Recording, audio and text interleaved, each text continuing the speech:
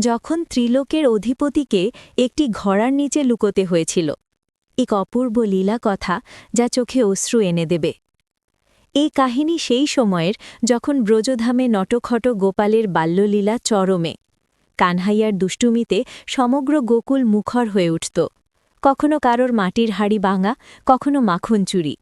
গোপীদের অভিযোগে অতিষ্ঠ হয়ে একদিন মাইয়া যশোদার ধৈর্যের বাঁধ ভেঙে গেল। রাগে ছড়ি তুলে তিনি কানহাইয়ার পেছনে ধাওয়া করলেন। আজ তোকে ছাড়ব না, খুবই দুষ্টুমি বেড়ে গেছে তোর।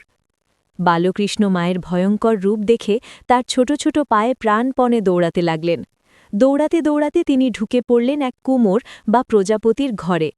সেই সময় কুমোর মাটির পাত্র বানাতে ব্যস্ত ছিলেন। হঠাৎ দেখলেন ত্রিভুবনের অধিপতি স্বয়ং ভয়ে কাঁপতে কাঁপতে তার সামনে দাঁড়িয়ে। শ্বাস নিতে কষ্ট হচ্ছিল, আর কানহাইয়া বললেন, কাকা, কুমোর কাকা, আমার মা ছড়ি নিয়ে আসছেন, আমাকে কোথাও লুকিয়ে রাখো দয়া করে। কুমোর সঙ্গে সঙ্গে বুঝে গেলেন এ তো স্বয়ং ভগবান। মনে মনে আনন্দে গদগদ হয়ে গেলেন যে আজ ভগবান নিজেই তার স্মরণে এসেছেন। আর দেরি না করে তিনি বড় একটি মাটির ঘড়ার নিচে কানহাইয়াকে লুকিয়ে দিলেন। কিছুক্ষণের মধ্যেই মাইয়া যশোদা সেখানে এসে পৌঁছালেন।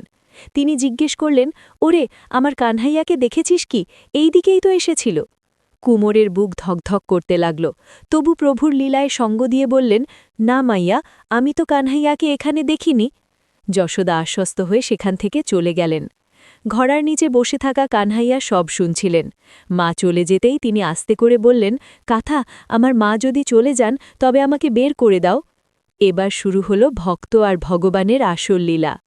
কুমোর মুচকি হেসে বললেন, না প্রভু, এ তো সহজে নয়, আগে আমাকে একটি বর দিতে হবে। কৃষ্ণ জিজ্ঞেস করলেন, কি বর? কুমোর বললেন, আপনি আমাকে ৮৪ লক্ষ যোনির বা জন্মমৃত্যুর বন্ধন থেকে মুক্ত করবেন। এই বর না দিল আমি ঘোড়া তুলব না। ঠাকুরজি মুচকি হাসলেন। এক ভক্ত ভগবানকেই যেন ব্ল্যাকমেল করছেন। কৃষ্ণ বললেন, ঠিক আছে, আমি বর দিলাম, এবার আমাকে বের করো। কিন্তু কুমোর আবার বললেন, শুধু আমাকেই নয় প্রভু, আমার পুরো পরিবারকেও মুক্তির বর দিতে হবে। কৃষ্ণ হেসে বললেন, তথাস্থু, তারাও মুক্তি পেল। এবার তো তোমার সব ইচ্ছা পূর্ণ হল, এখন তো দয়া করো কাকা। তখন কুমোরের চোখে জল এসে গেল। তিনি বললেন, হে দীননাথ, শুধু একটি শেষ ইচ্ছা আছে।